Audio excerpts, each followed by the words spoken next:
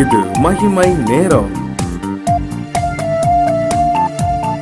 இயேசு கிறிஸ்துவின் இனிதான நாமத்தினாலே உங்களுக்கு என் அன்பின் வாழ்த்துக்களை தெரிவித்துக் கொள்கிறோம். ஆண்டவருடைய சிலுவை பாடுகளை குறித்து நாம் இந்த தினத்திலும் கூட நம்ம தியானிக்க இருக்கிறோம்.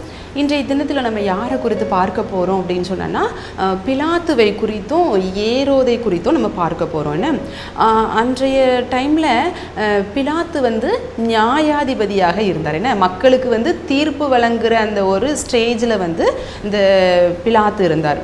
ஒரு ஆளுநர்னு வச்சுக்கோங்க. ஏரோதெலாம் அப்படி ஒரு ஆளுநராக ஒரு தேசாதிபதியாக இருந்தாங்க. என்ன அப்போ அப்படி ஒரு ஹை பொசிஷனில் இருக்கும்போது, நம்ம தீர்ப்பு வழங்குகிற இடத்துல நம்ம இருக்கும்போது மற்றவர்களுடைய ஆலோசனைகளை நம்ம கேட்கக்கூடாது. சரியா? நம்ம நமக்கு ஆராய்ஞ்சு அறிந்து செயல்படணும்.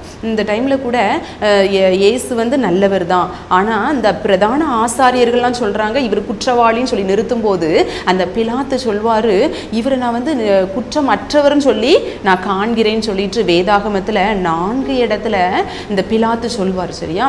நான் இவரிடத்துல நான் குற்றம் எதையுமே நான் பார்க்கவில்லை, இவர் குற்றமற்றவர், ஒரு நீதிபதியாக, ஒரு நீதியுள்ளவராக இருக்கிறார் அப்படின்னு சொல்லிட்டு தான் இந்த பிலாத்து குறிப்பிட்டதை பார்த்தோம்.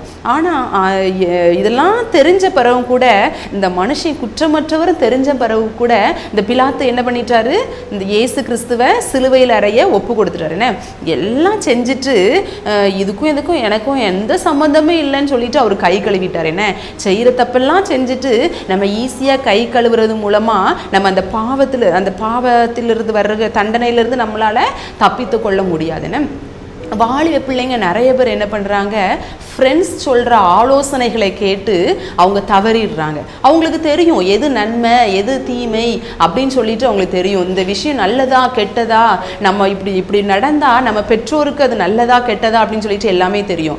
எப்போ ஏவாளமாக அந்த கனியை புசிச்சாங்களோ அப்போமே நன்மை தீமை அறியத்துக்கு கண்கள் நம்மளுக்கு திறக்கப்பட்டாயிற்றுன்னு. அப்போ நல்லது எது கெட்டது எதுன்னு சின்ன பிள்ளைங்கள்லேருந்தே அவங்க எல்லாருக்குமே தெரியுது. எது நல்லது எது கெட்டது, எது செய்யணும் எது செய்யக்கூடாது, பொய் சொல்கிறது நல்லதா கெட்டதா, களவு செய்கிறது நல்லதா கெட்டதா, எல்லாமே அந்த பிள்ளைங்களுக்கு தெரியும்னு. ஆனால் இவங்க என்ன பண்ணுறது, அவங்க மனசாட்சியை சாகடித்தவர்களாக தான் ஃப்ரெண்ட்ஸ் சொல்கிறதெல்லாம் கேட்டு அந்த ஆலோசனையை கேட்டு அதற்கு இணங்கி பாவத்தில் விழுந்துடுறாங்க. சரியா? விழுந்ததுக்கு அப்புறமா யாராவது என்கிட்ட சொல்லியிருக்கலாமே, யாருமே என்கிட்ட இது வரைக்கும் சொல்லலை அப்படின்னு சொல்லிட்டு சொல்ல முடியாதுன்னு, எனக்கும் இதுக்கும் எந்த சம்மந்தமும் இல்லைன்னு சொல்லிட்டு அவங்க இந்த பிலாத்து கை கழுவுனது போல கையை கழுவி விட முடியாதுன்னு.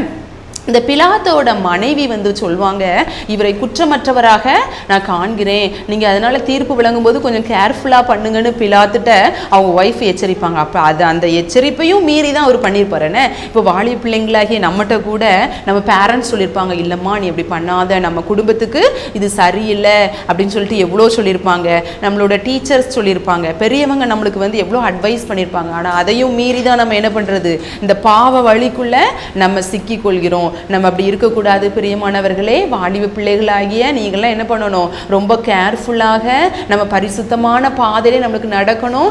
உங்களுக்கு நல்லது எது கெட்டது எதுன்னு தெரியலன்னு வச்சுக்கோங்களேன், நீங்கள் அப்போ என்ன பண்ணணும், உடனே முழங்கால் படிட்டு, ஏசப்பா இப்படி ஒரு இது இருக்குது, இது நல்லதா கெட்டதா, நான் செய்யணுமா செய்ய வேண்டாமா அப்படின்னு சொல்லிட்டு டிசிஷன் எடுக்கிற பொறுப்பை நீங்கள் யார்கிட்ட கொடுத்துருங்க, ஆண்டவர்கிட்ட கொடுத்துருங்க. அப்போ அவர் என்ன நினைப்பாரு, என் பிள்ளை எவ்வளோ அழகாக என்கிட்ட ஆலோசனை கேட்குறான்னு சொல்லிட்டு உங்களை ரொம்ப பெர்ஃபெக்டாக நடத்துவார். ஏன்னா அவரை மாதிரி நம்மளை பெர்ஃபெக்டாக நடத்துறதுக்கு நம்ம பேரண்ட்ஸால் கூட முடியாது. அவ்வளோ அழகாக நேர்த்தியாக நம்மளை நடத்துவார். சரியா? நம்ம இந்த பிலாத்து நீதி செய்கிறதுல என்ன பண்ணிட்டாரு, தவறிட்டாரு. நம்ம என்ன பண்ணக்கூடாது, அப்படி செய்யக்கூடாது. இந்த பிரதான ஆசாரியர்கள் தூண்டுதலின் பேரில் இந்த பிலாத்து என்ன பண்ணிட்டார், தன்னுடைய பதவிக்கு ஏதாவது ஆபத்து வந்துருமோ அப்படின்னு சொல்லிட்டு அப்படி பண்ணிட்டாரு. நீங்கள் ஃப்ரெண்ட்ஸ் சிலர் தூண்டி விடுவாங்கல்ல, அவங்க என்ன நினைக்கலாம், அவன் தானே தப்பு செய்கிறான், அவனுக்கு தான் தண்டனை நினச்சிட்டு இருக்காதீங்க. தப்பு செய்ய தூண்டியவர்களுக்கு தான் அதிக தண்டனை. அதனால நம்ம எந்த பிள்ளைகளையும் தவறு செய்ய தூண்டவும் நம்ம கூடாதுன்னு.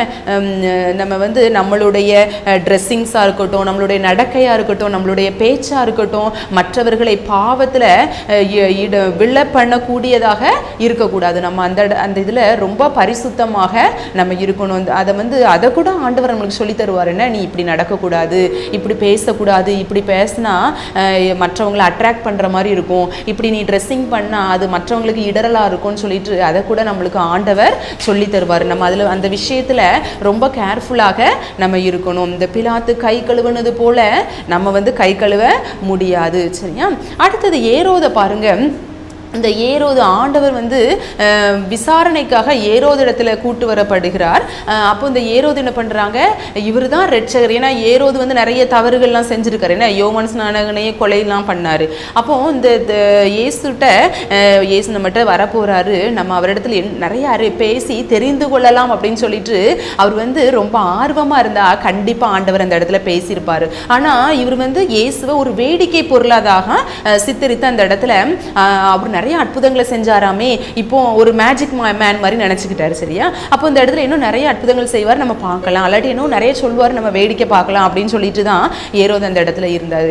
வேடிக்கை பார்ப்பதற்காக வருகிறவர்களிடம் ஆண்டவர் பேச மாட்டார். நம்ம ஆலயத்துக்கு போகும்போது வேடிக்கை பார்க்கிறவர்களாக இருக்கிறோமா, இல்லைன்னா ஆண்டவர் இன்னைக்கு என்கிட்ட என்ன பேச போறாங்க அப்படின்னு சொல்லிட்டு ரொம்ப ஆர்வமா, அப்பா நீங்க எனக்கு என்ன உணவு தர போறீங்க, என்ன வார்த்தையினால என்ன போஷிக்க போறீங்கன்னு சொல்லிட்டு ஆர்வமாக நம்ம ஆலயம் செல்கிறோமா, நம்ம யோசிக்கணும். சரியா?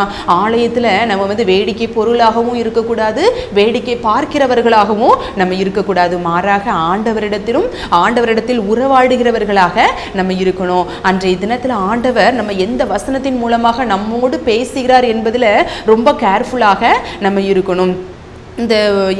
இந்த பிலாத்து வந்து பிரதான ஆசாரியர்களின் பேச்சுக்கு இணங்க எப்படி இந்த இயேசு கிறிஸ்துவை ஒப்பு கொடுத்தாரோ, அவர் குற்றவாளி இல்லைன்னு சொல்லி அறிந்தும் ஒப்பு கொடுத்தாரோ, அதுபோல நம்ம தேசத்தில் நிறைய இந்த நீதி நியாயம் செய்கிற அந்த ஸ்டேஜில் அந்த பொசிஷனில் இருக்கிற நிறைய மனுஷர்கள் என்ன பண்ணுறாங்க, நிறைய அதிகாரிகள் என்ன பண்ணுறாங்க, அவங்களுக்கு மேலே உள்ளவங்க கொடுக்குற ப்ரெஷர்னால அல்லது ஒரு பணக்காரங்க ஆளுமை மிக்கவர்கள் பெரிய அதிகாரிகள் கொடுக்குற ப்ரெஷர்னால என்ன பண்ணுறாங்க, தவறே இல்லாத ஒரு ஆள் மேல பழி போடுற ஒரு சிச்சுவேஷனுக்கு உள்ளாக்கப்படுறாங்க. என்ன இந்த நிலைமை நம்மளுக்கு வந்து மாறணும். இதை ஒரு ஜெப குறிப்பா வச்சு கூட நம்ம ப்ரேயர் பண்ண இந்த நேரத்தில் நம்ம அழைக்கப்படுகிறோம்.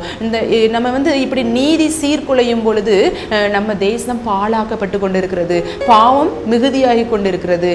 குற்றவாளி இல்லாதவர்கள் யாரும் என்ன பண்ணக்கூடாது, தண்டிக்கப்படக்கூடாது. ஆனா ஆண்டவர் அந்த இடத்துல அது ஒரு சித்தத்தின்படி தான் அது எல்லாம் நேர்த்தியாக நடந்தது.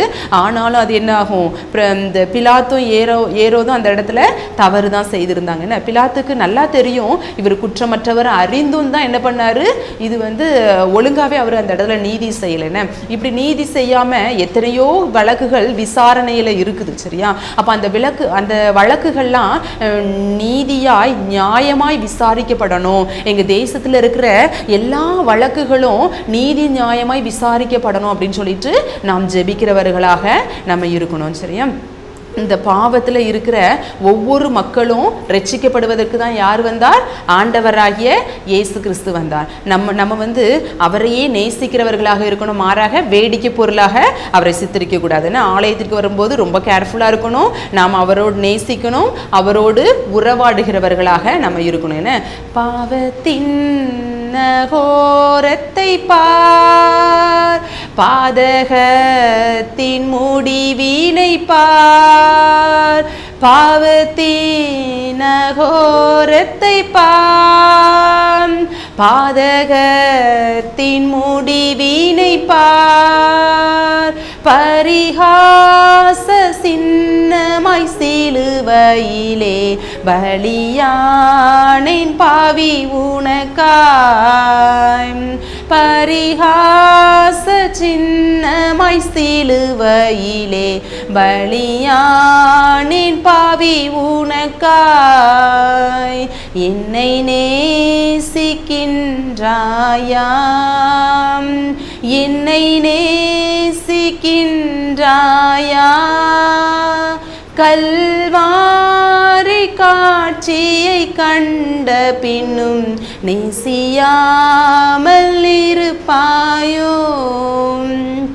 இப்போ ஆண்டவராக இயேசு கிறிஸ்து உங்களிடத்துல வந்து கேட்கிறார், நம்ம எவ்வளோ பெரிய பாவம் செய்திருந்தாலும் பரவாயில்ல, இந்த பிலாத்துவை போல எல்லா தவறுகளையும் செய்துவிட்டு கை கழுவின சிச்சுவேஷனில் நீங்கள் இருக்கிறீங்களா, அப்படி இருந்தாலும் பரவாயில்ல, ஆண்டவர் உங்களிடத்துல வந்து நிற்கிறாரு, என்ன நேசிக்கிறாயா அப்படின்னு சொல்லி கேட்குறாரு.